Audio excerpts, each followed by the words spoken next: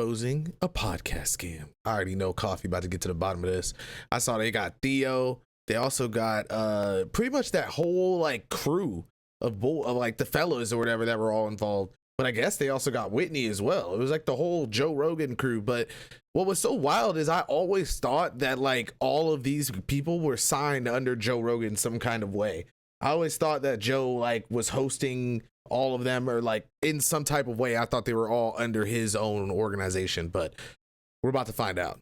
$1 was stolen from these podcasters, and I decided to investigate. I found the man responsible, but before we confront him, let's go back to where it all started, when Theo Von, a comedian, released this. Our podcast was defrauded. We were stolen from. The company that did it is Cast Media, and the man that did it is Colin Thompson. In total, I've just between talking with folks, there's up to $4 million that I know of. We're in the 6 figures. I know of podcasts that are in the 7 figures. It's so crazy because I really thought this was over like hundreds of thousands. Had no idea this was $1 million thing.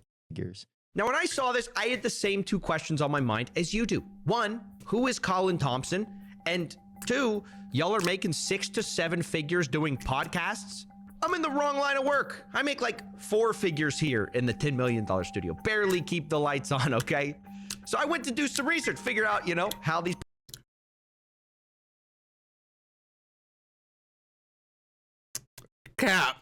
people are making all this money and also how they got robbed. And what I found out was that this company that stole the $4 million was a podcast network called Cast Media. Podcast network being a fancy name for saying they represent podcasts to find sponsors. You know, all that stuff you violently skip with the fast forward 15-second button. Yeah, those guys. And Cast Media would basically work with them as a middleman. They would take some money, give the podcasters the read, and then give the money. Of course, taking a cut for themselves. Now, that is simplifying it a bit, oh, so and they we'll go into the details more cut. later. But what you need to know is that Cast Media hadn't been paying their talent on time. This is crazy. Wait a second. I'm trying to figure out, were they skimming over the course of it? Because now it's like, when you sign, like, this is what's so weird about how this industry works, chat. Which is like, I'm almost like not prepared for it. At the same time, like, I want to do deals and stuff like that. But at the same time, bro, what the fuck? Like, especially for my gaming channel.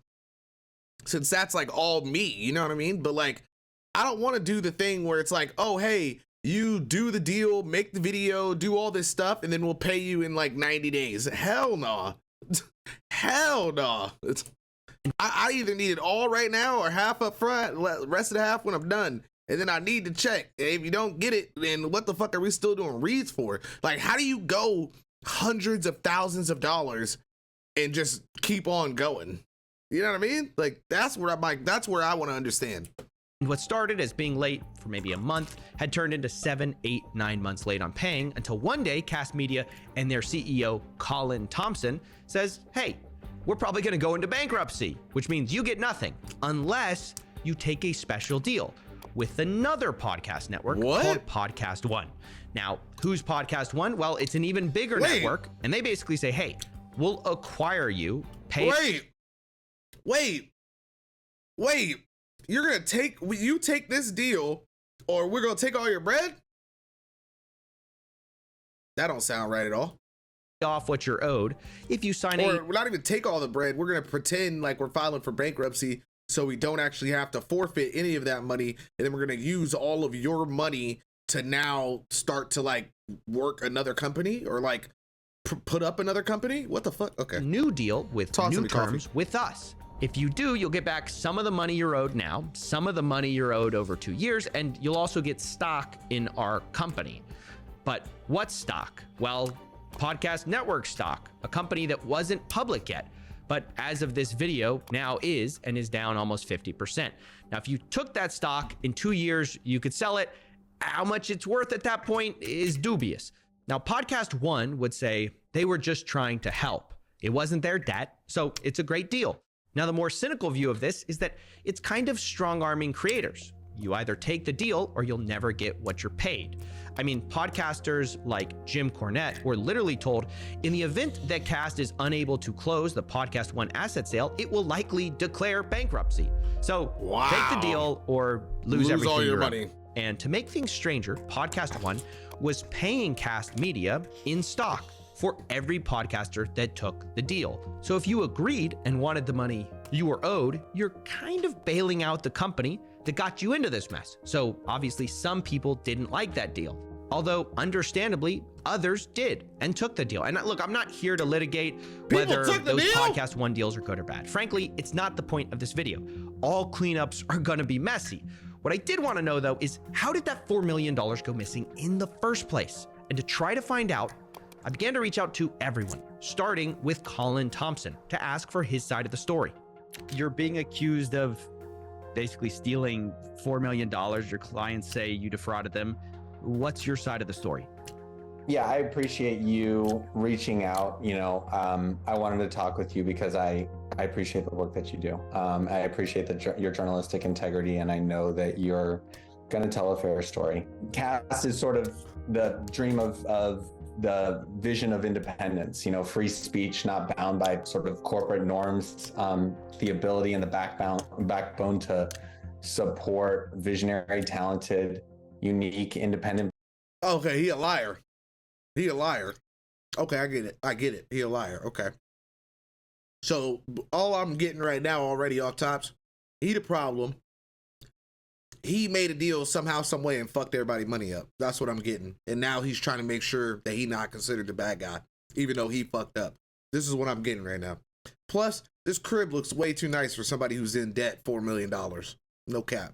And that's what be pissing me the fuck off. Voices, people like Theo Vaughn.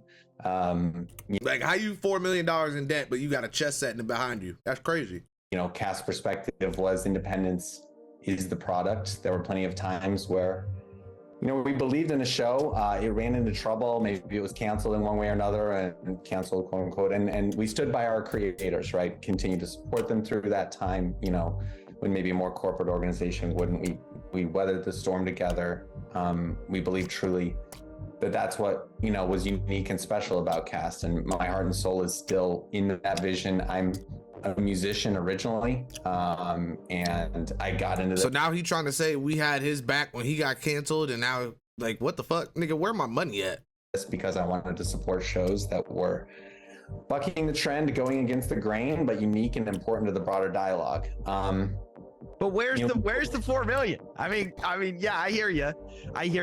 Everybody's got a grand vision, but the grand vision, when we get to this point, everyone wants to know where the money is, not what the vision is. Sure.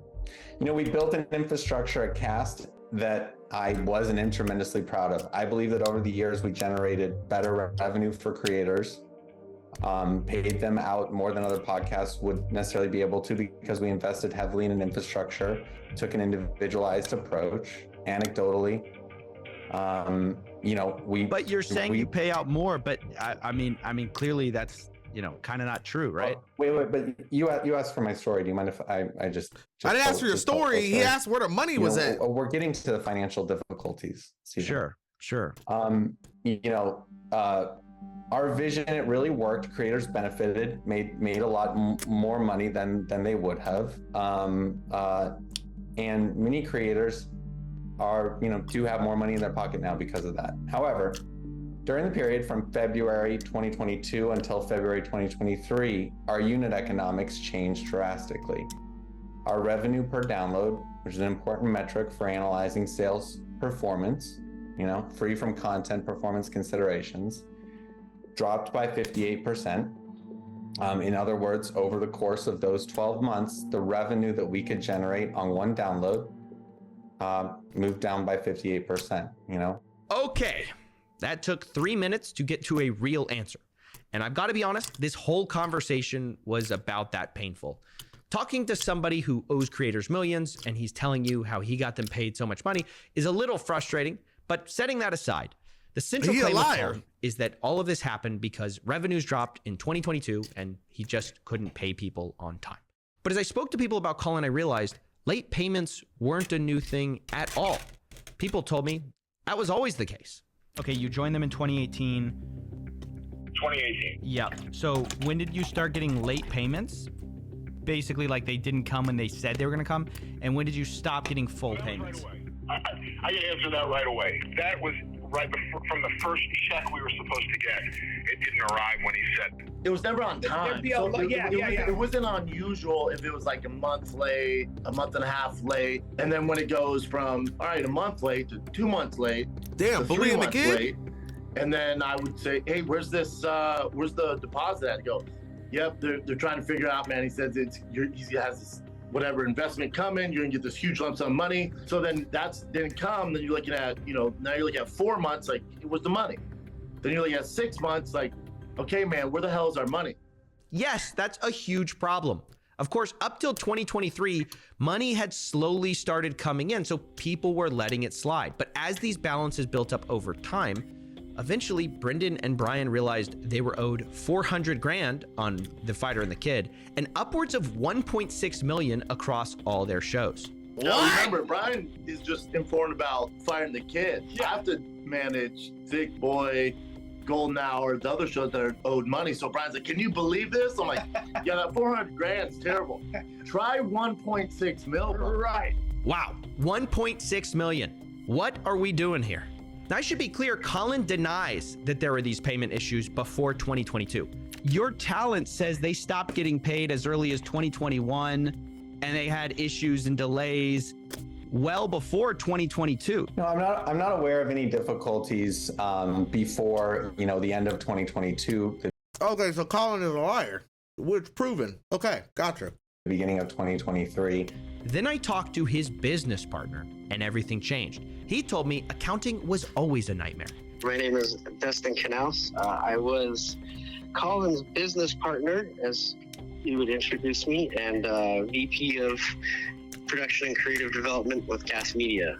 One of the things Colin said is he was not aware of any accounting issues, early on. Is that true? Did you guys hear from Talent about, because every Talent I talked to said they were constantly complaining about accounting. Yeah, I mean, like everyone from the beginning had complained about how long it took to get paid.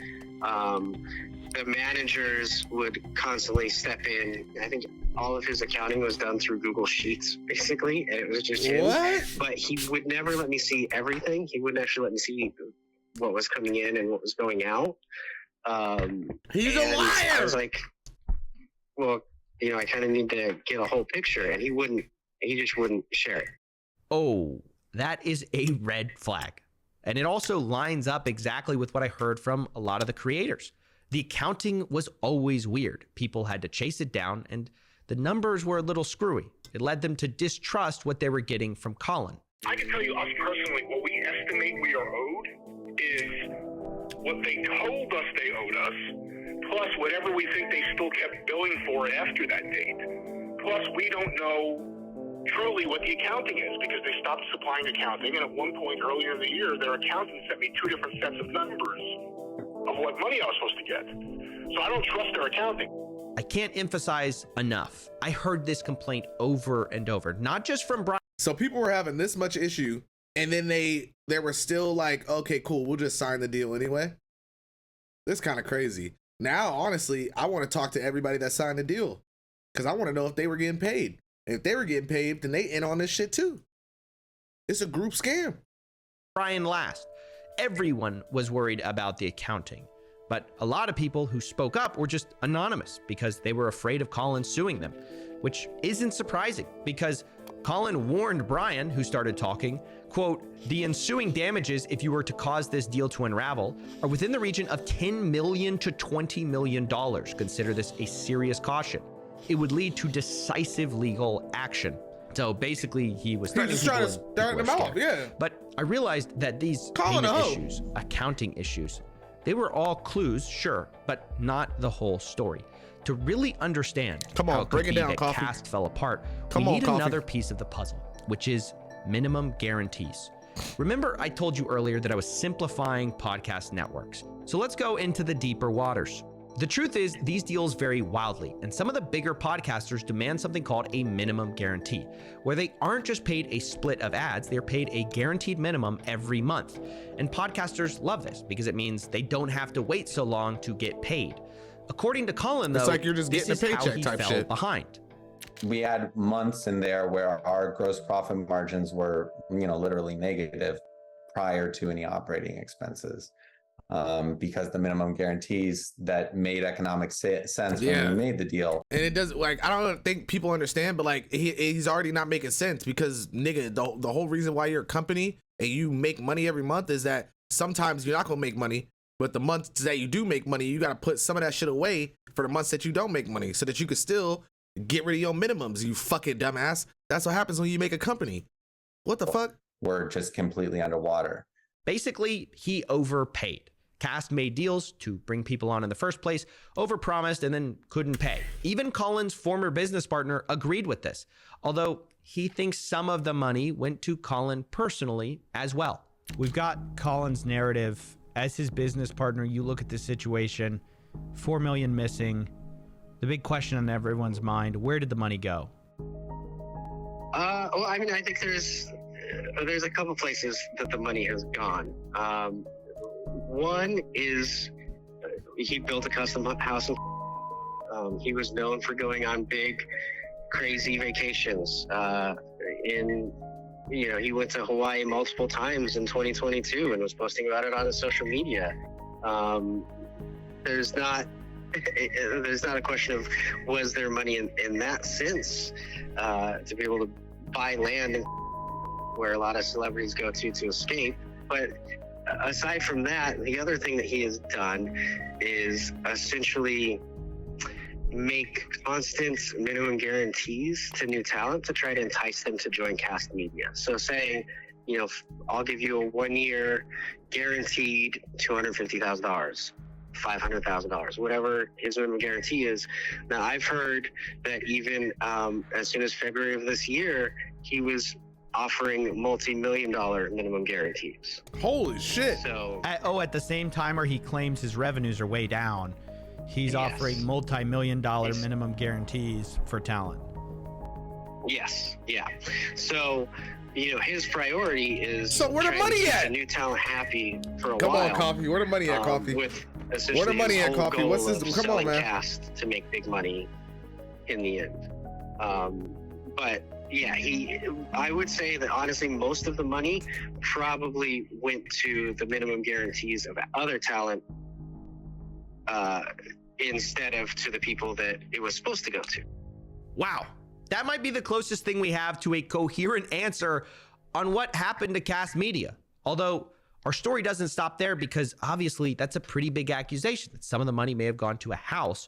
So I decided to look into that and found that Colin Thompson indeed bought a $1.7 million house the same year as his financial troubles. And I also found out that right about the time he was talking about declaring bankruptcy, he moved that house into a trust where the trustee was a Wyoming LLC he set up, which from where I stood looked a lot like hiding assets from a bankruptcy right before a bankruptcy. Filing for but a bankruptcy. When I confronted Colin about this, he said, I had things completely backwards.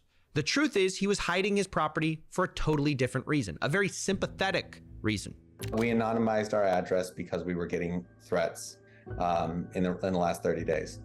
There's been, there's been nothing untoward. I think you can see though how other people might see it another way, where it looks like you're trying to shield it by hiding it from a personal name. Nigga, you got money, high security. What the fuck are you talking about?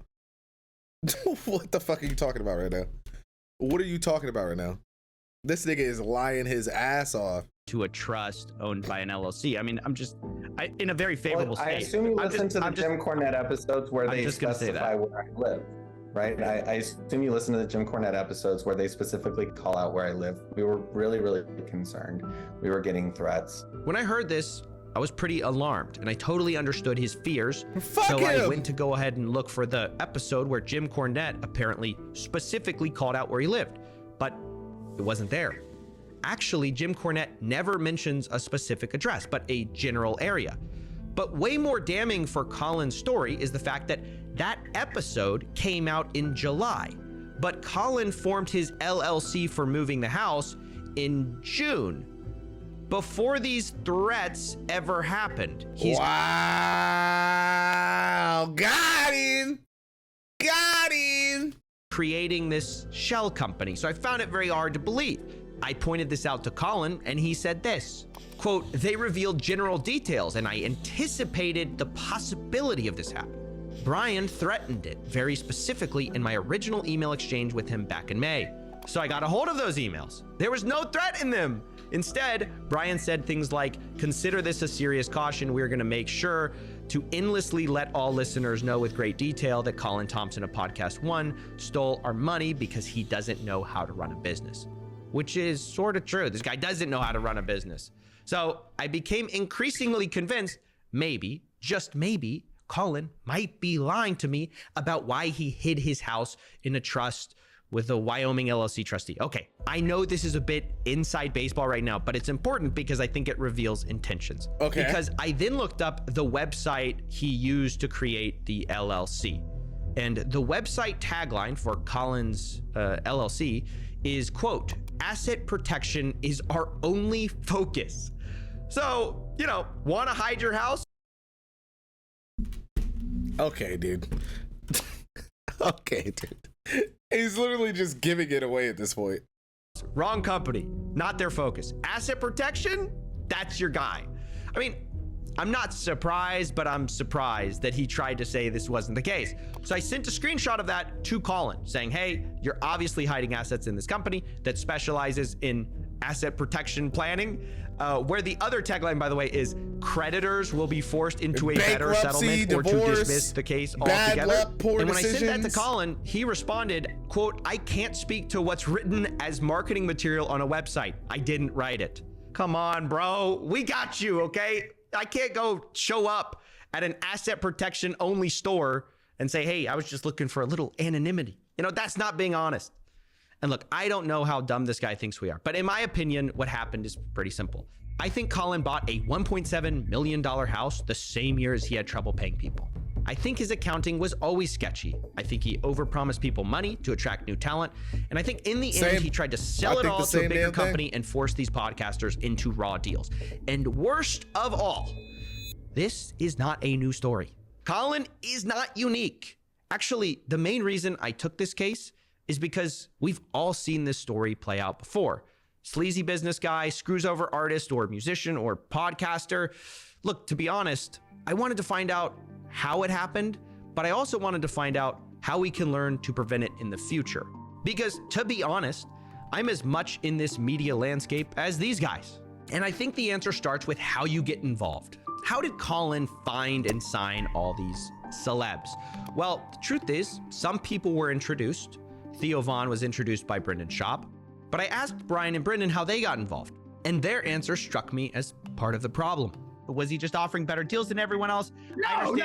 It's word of mouth. It's because what happens is they go, who is your agency? We don't know. Nobody, like, we're not interacting with these people all the time. What happens is it's like, if there's an agency that this person is with and this person is with, we go, do you make money? Yeah. All right. Can you hook me up? And then, especially when comics are talking like, man, this guy's killing it for us, man. Yeah. I made 1.6 million this year, and like, damn, that's more than I made. Who you think you take me on? Then it becomes this like snowball effect, and where you literally just have an end. It's all about it's Hollywood. The issue. It's all about look, who you know. It's not to absolve Colin. That's crazy. It's not to put any blame on anyone who got screwed over here. But the truth is, people are always led around with these dollar amounts. Oh, you made this much. That's how they get you in these bad contracts. And then they don't pay you, and you're left chasing a Wyoming LLC to nowhere. So this isn't just about these podcasters. It's everywhere.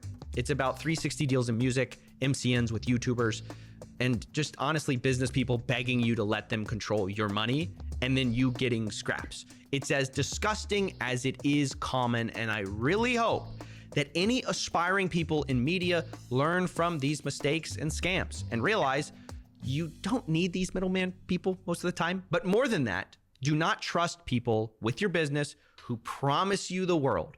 In fact, usually that's the worst red flag.